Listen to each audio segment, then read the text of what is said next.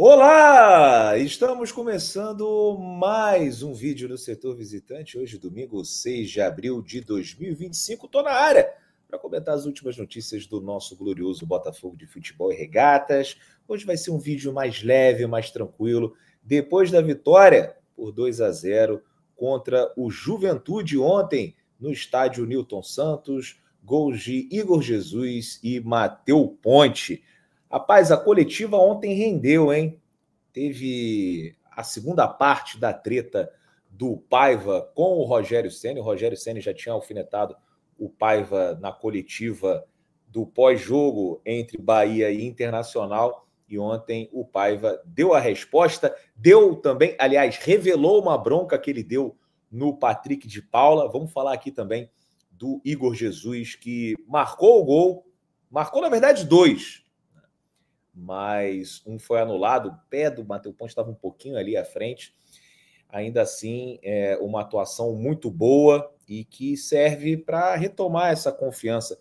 Cristiano Ronaldo disse uma vez que gol é como ketchup, quando sai um monte de uma vez só. E ontem era para ter saído dois, saiu um, mas ainda tem muito jogo pela frente, né? Ele não vai poder entrar em campo contra o Carabobo, mas no final de semana contra o Bragantino vai estar lá no Abi Abichedi.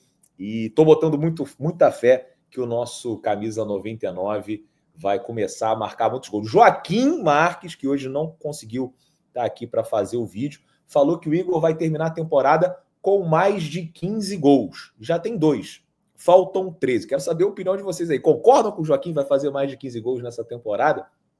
Eu acho que vai. Bom, mas vamos lá. Primeiro, sobre essa treta do Paiva com o Rogério Ceni, o que aconteceu foi o seguinte: saiu uma especulação que o Botafogo estava, né, interessado no Cauli, que teria feito proposta, teria inclusive incluído alguns jogadores, né, nessa negociação. O Bahia queria Savarino e Igor Jesus, do teu menor cabimento, e o Botafogo teria oferecido o Matheus Martins.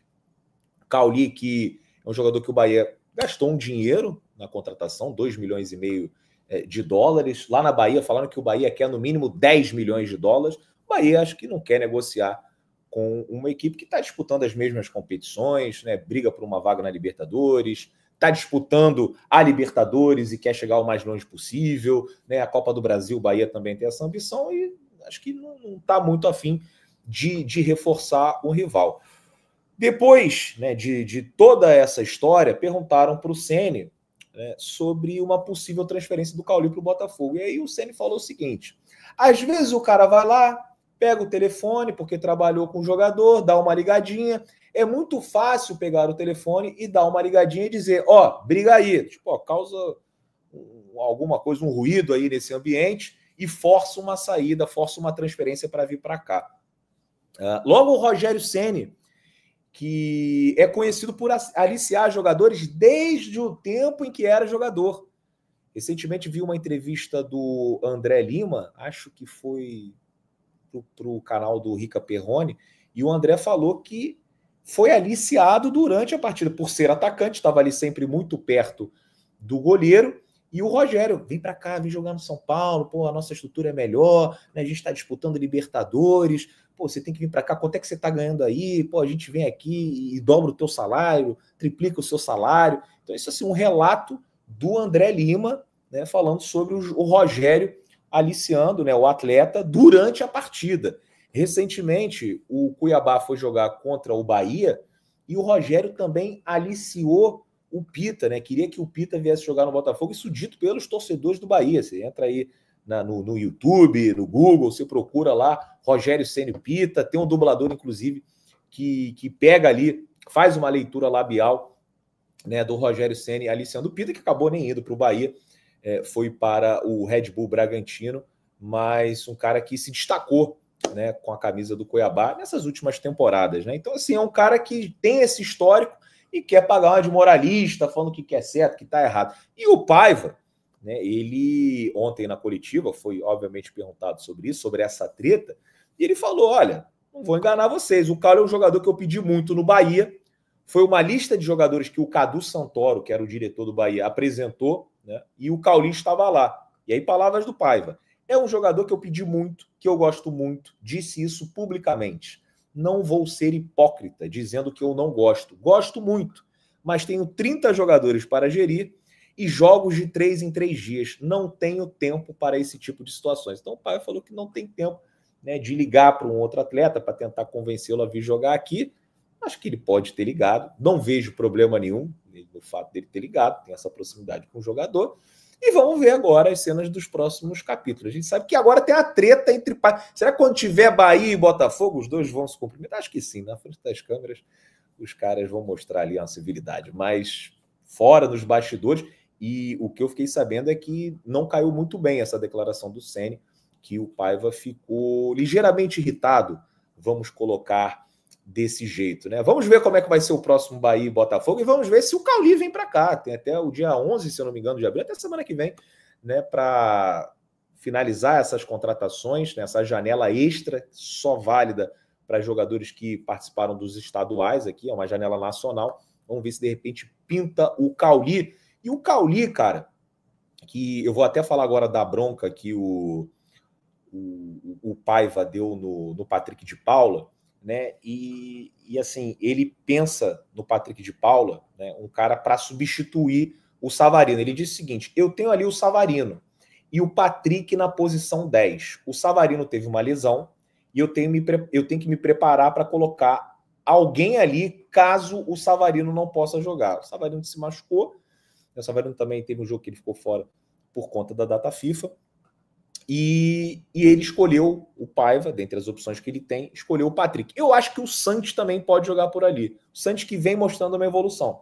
Mas o Santos não está 100%, não está na mesma rotação dos demais. Está melhorando e acho que tem que jogar mais, né, para adquirir ritmo, para se entrosar. E em breve o Santos vai estar trazendo alegrias para o torcedor do Botafogo, ajudando muita gente dentro de campo. Mas ele, nesse início, ele só enxergou ali o Patrick com essa possibilidade, né, uma improvisação de colocá-lo um pouquinho mais à frente. E isso diz muito sobre Cauli também, né? Porque o técnico dá a entender que enxergou uma carência no elenco do Botafogo. Pode ser o Santos? Pode, mas o Santos ainda não está pronto. Então ele queria alguém que hoje já pudesse jogar. O único que ele vê em condições é o Patrick. Poderia ser o Cauli. E se o Cauli vem já jogando, porque está jogando lá no Bahia, está numa condição muito boa. Então essa é uma situação que obviamente a gente tem que comentar, né? O Patrick de Paula quebrando um galho nesses primeiros jogos, e acho até que fez uma partida ok contra o Palmeiras. Contra o Novo Horizontino, nem acho a atuação fantástica, mas acabou fazendo 2 gols, o jogo foi 3-1, podemos dizer que ele foi o jogador da partida, o man of the match. Contra o Palmeiras, acho que faz uma partida ok, dentro daquela proposta fazia muito sentido você ter o Patrick ali no meio campo.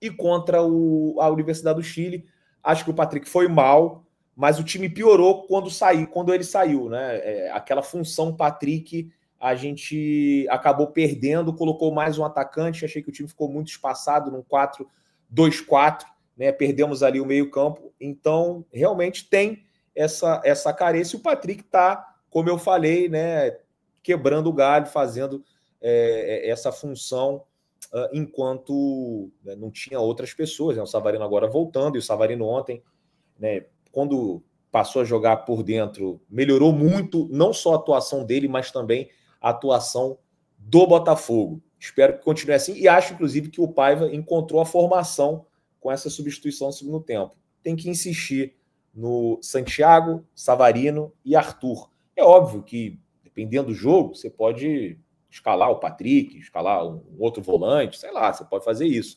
Mas o Botafogo pensando grande nessa temporada, pensando em ser campeão, pensando em dominar os adversários, em controlar o jogo, eu acho que essa é a melhor formação, com Santos, Savarino, Arthur e o Igor Jesus já na frente.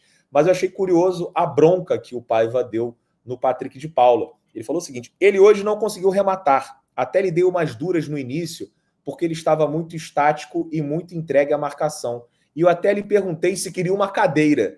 Ontem eu estava assistindo o jogo com o meu amigo Thiago Quintela, que está sempre lá nas lives do Thiago Franco, e às vezes também está aqui no setor visitante, e ele estava muito puto, cara. Estava falando, pô, o PK está muito estático, o PK não está se apresentando, não está dando apoio ao jogador que tem a bola, o PK está correndo de costas, o PK está se escondendo. Então, assim, foi a mesma leitura que a gente teve no jogo de ontem e que estava deixando meu amigo Quintela muito puto. E aí o Paiva continua e fala o seguinte, disse ele mesmo, porque ele tem que se movimentar e tem que sair das marcações. Ele, como um coringa, ele tem que desbloquear o jogo, e para desbloquear o jogo ele tem que ser mais móvel do que aquilo que ele foi. Pois é, concordo 100% com o Paiva. Ele, como eu falei, identificou que a gente tem uma carência, ele está apostando no jogador, e uma coisa que eu acho que ele precisa fazer é tentar recuperar o Patrick. A gente tem que tentar recuperar todos os jogadores que não estão numa boa fase. O Patrick hoje, eu acho que ele já se coloca como um cara que pelo menos pode estar no banco de reservas. De um jogador que a gente tirava como nada, que a gente queria ver longe, eu acho que o Patrick hoje até faz sentido.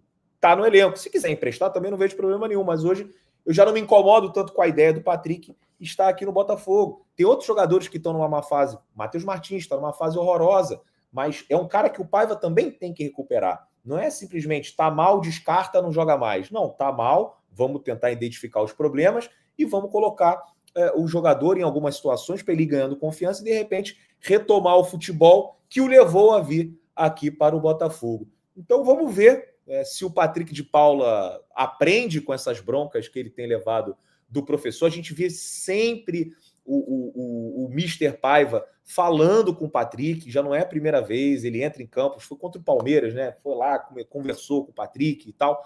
E eu acho que o treinador, cara, ele só faz isso com quem ele acredita.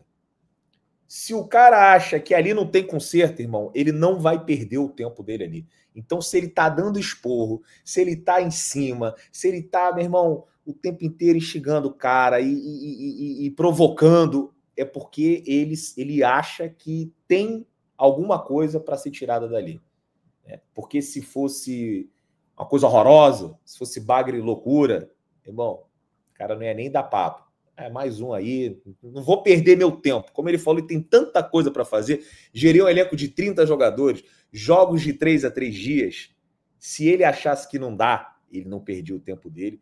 E ele está perdendo o tempo dele, no bom sentido, com o Patrick. Vamos ver se ele consegue colocar um Patrick mais participativo dentro dos jogos do Botafogo. E para fechar aqui, vamos falar do Igor Jesus, o nosso camisa 99, que ontem marcou 2 vezes, né, e 2 gols bonitos, podemos dizer assim. O primeiro, uma tabela ali do Arthur com o Marlon Freitas, né? O Arthur domina bem e dá um passe ali açucarado, colocou na cabeça e fala, faz, meu centroavante. O Igor, né, desviou ali, um gol até lembraram na live, parecido, né, a maneira como ele cabeceia com o gol que ele marcou pela seleção brasileira contra o Chile. E depois ele faz um gol muito bonito, cara, que ele domina e já vira, chutando ali de canhota no cantinho, sem chance para o goleiro. Porra, uma pena, porque o Ponte realmente estava impedido, mas um gol que não valeu, mas vai trazer confiança. E eu disse, né, o Cristiano Ronaldo, né, quem vai ousar rebater o Cristiano Ronaldo, cara que, porra, é um dos melhores de todos os tempos, falou que gol é que nem ketchup, quando sai um montão. É essa a expectativa que a gente tem do Igor Jesus. Quero muito que ele retome essa confiança, e ele falou sobre isso na entrevista pós-jogo ontem. Ele falou, muito feliz de poder voltar a marcar, ajudar a minha equipe a conquistar a vitória. Era o que estamos precisando para poder pegar novamente confiança e formar um time vencedor, como foi no ano passado. Tenho certeza que vão vir muitos mais gols e vitórias para alcançarmos nossos objetivos na temporada. É o que o torcedor do Botafogo espera do Igor Jesus, muitos gols e muitas vitórias. O Igor que foi criticado nessa semana, e eu acho justa todas as críticas. O atacante tem que ser cobrado quando está há muito tempo sem fazer gol, mas ele vinha jogando muita bola. Ele vinha sozinho, carregando ali o sistema ofensivo do Botafogo, sendo desafogo. Às vezes tá difícil você sair com o jogo apoiado, com os laterais, com o zagueiro, com o volante. Você joga a bola lá na frente e fala, Igor, resolve. E é impressionante.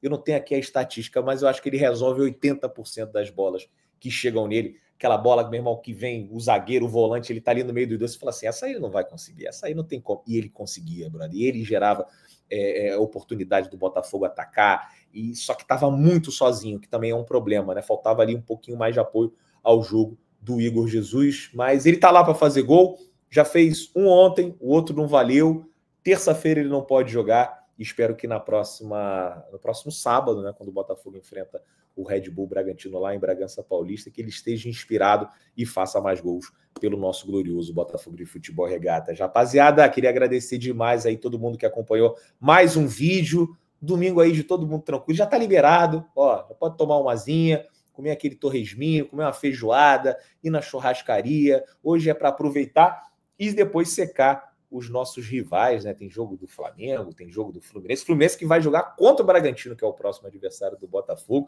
Vamos ver se eu volto mais tarde para a gente trocar uma ideia sobre a rodada. Querem live ou não querem live hoje? Vamos ver. Vai depender, porque hoje está pedindo uma cerveja, mas eu vou tentar chegar aqui para trocar uma ideia com vocês, beleza? Deixa o like, muito importante. Aquele like, meu irmão, que já era para chegar no início da live. Se não chegou, chega agora. Ativa as notificações, se inscreva. Vamos lá, vamos aumentar o número de inscritos aqui no Setor Visitante. Você está inscrito, não está? Gostou da resenha? Tem live todo dia, meu irmão. É o canal que você com certeza vai gostar se você é botafoguense. E além disso, clube de membros. Tem um botão aqui embaixo da tela, seja membro. Você clica e escolhe aquele plano que cabe no seu bolso para você ajudar financeiramente o Setor Visitante. Beleza? Um grande abraço e até mais tarde. E amanhã estamos de volta aí também para fazer mais conteúdo sobre o Botafogo.